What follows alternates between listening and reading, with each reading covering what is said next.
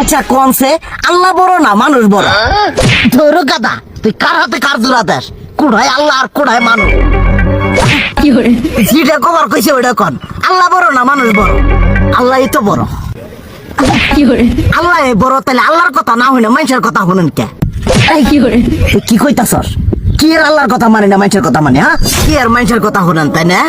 আমনে যে ওইদিনকে ডায়াবেটিসের রোগ নিয়ে যে হাসপাতালে গেলেন, ডাক্তার আপনার কত কিছু খাবার না করলো, সব কিছু না খাই এখন চলতেছেন।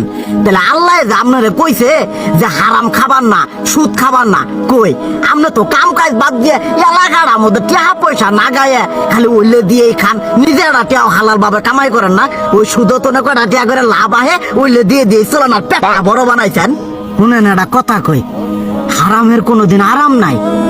হালাল পথে রুজি রোজগার করেন, প্রয়োজনে এড়া বেলা কম খায়েন, তাও শরীর পিণ্ডও ভালো থাকবো, কোনো রোগ বেদও হবো না, আরামও পাবেন, আল্লাহও খুশি থাকবো। তুই আমার এইভাবে বুঝাবি আগে কইলি না কে? আসলে এই বিষয়টা তো আমি কখনো মাথায় এইভাবে নিইনি যে আমাদের কখনো ডাক্তার নিষেধ করলে ঠিকই আমরা নিষেধ মানি, কিন্তু উপর আল্লাহ যে কত কিছু নিষেধ করে দিয়ে সেটা মানি না। আর এই যে হারাম পথে টিয়া পয়সা কামাই করতেছেন, শরীরের মধ্যে দুনিয়া রোগ বেত হয়েছে, দেখা যাইতেছে যা টিয়া হারাম পথে কামাই করতেছেন তার তো বেশি টিয়া মনে করেন জ্বলেই যাইতেছে গা বেশি।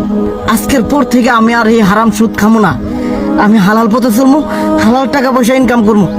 এতে করে যদি একবেলা কমও খাইতে হয় তবুও খামো, তবু আমি আর এই হারাম পথে চলবো না। আচ্ছা ঠিক আছে।